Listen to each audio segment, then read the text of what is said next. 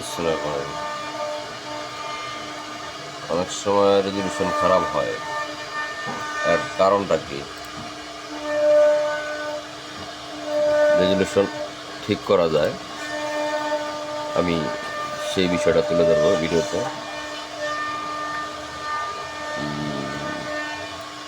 ধরেন simple,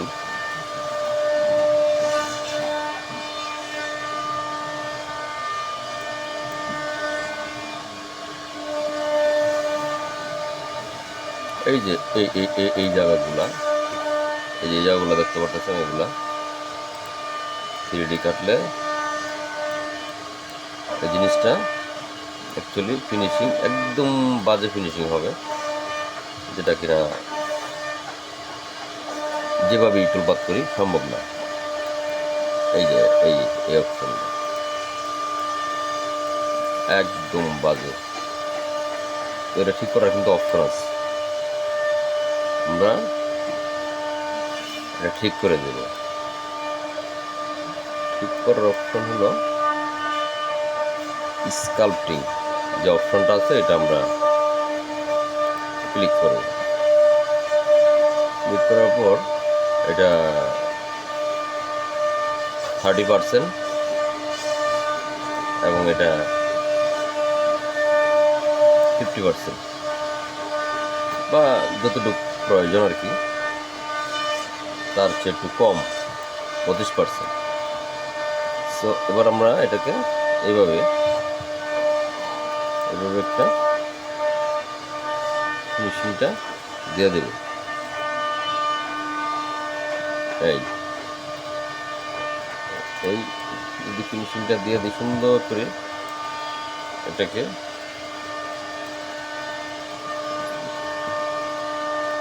messing করে দেব আমরা, যাতে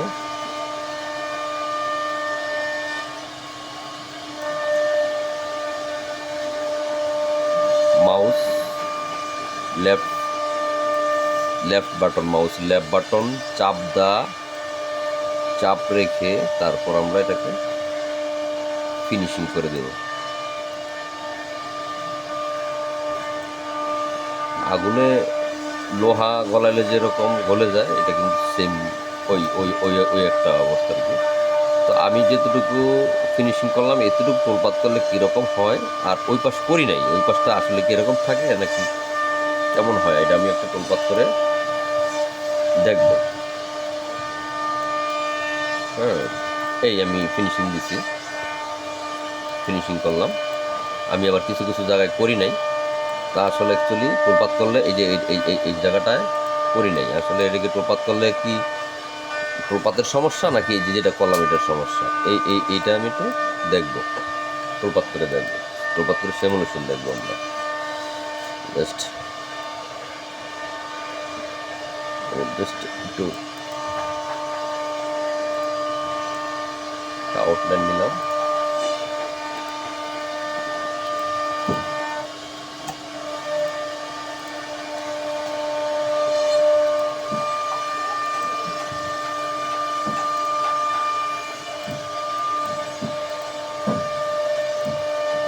ফর্মালি